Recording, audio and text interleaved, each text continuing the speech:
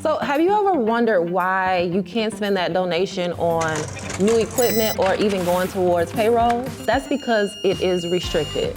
And so now you're left having to explain to your operations manager why you can't afford to purchase that new copy machine, although they may clearly see that there is money in the account. My name is Noelle Folden McDowell, and in today's video, I am going to break down the difference between restricted and unrestricted funds in a way that is simple and in a way that will allow you to share with your team and get them to understand why we may have money in the bank, but why we may not be able to spend it. So I'll start off first by just explaining what restricted funds are.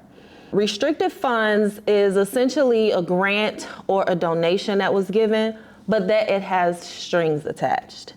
And so sometimes the grant will be specific to a particular program, or there may be some verbiage that says this is a scholarship for ABC, right? Restricted funds are very specific sometimes, and so this is why I always stress the importance of reading through the grant agreement thoroughly, because what the funder thinks is restricted sometimes could be different from what the auditor considers restricted, which sometimes can also be different than what your team thinks is restricted.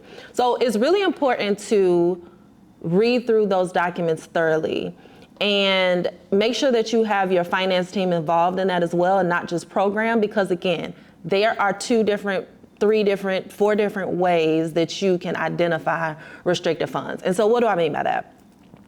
If the funder says, we're giving you $100,000, but it's for the after school program. So that means that it can only be spent on the after school program. It means that it can't be spent on the garden fund that you have. It means that it can't be spent on whatever other program you have. Now, if there are budgets attached to it, sometimes you can identify maybe there's some part of payroll from a programmatic person that works in the after school program where you can pay part of their salary, or it may include supplies or rental space, anything that has to do with that particular program. But again, this all depends on what the funder is agreeing to.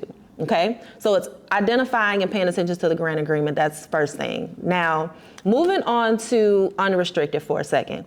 Unrestricted funds are like gold. It means that you can spend it on anything that you need to keep the operations moving along smoothly. And so those funds are very, very important because, as I always stress and mention, to run an organization, there is a great deal of general and admin costs that are needed to move things along. That means your space rental, that means your salaries for your finance person or your admin and operations person that may not be directly related to the program, but is necessary and vital to keep the organization up and going, okay?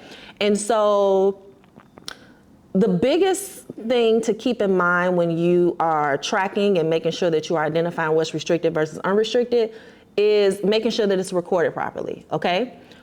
Why? You can get into really big non-compliant issues with the IRS or the funder. And so speaking of the funder, this is something I think that comes up a lot when I am helping new nonprofit leaders understand that you have to read the grant agreement, because I have seen situations where the money was misspent, not intentionally, but because they didn't have the guidance and the proper tracking set up initially, and the funder actually requested the money back because it wasn't spent the way that it has spelled it out in the agreement, okay? And so that's another thing. And then the other thing is you wanna be able to tell a story behind the numbers, okay? For instance, if there is a certain amount of dollars in the bank, that does not mean that you can just spend it on anything. And so it is explaining to your that part of this money is restricted for this particular program. And so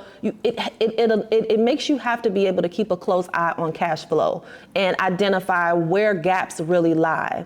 Yeah, the bank account may say one thing, but if that money has to be held, it's kind of like you see the money, but it's locked away in a lockbox and only a certain somebody has the key to unlock it. And so you know that it's there, but you can't spend it.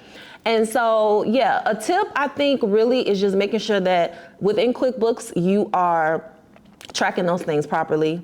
And also just having somebody thoroughly read those grant agreements so that you know what needs to happen to address those agreements and respect the funder's request so that they can continue to fund you, and also so that you won't be on the hook for returning the fund.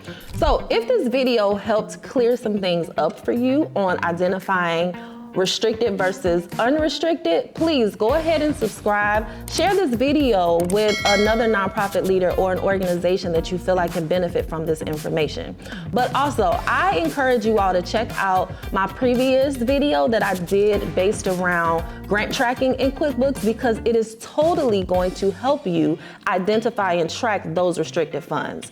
And if you want to learn how to work with me more, just go ahead and click the link below, and I'll see you in the next video.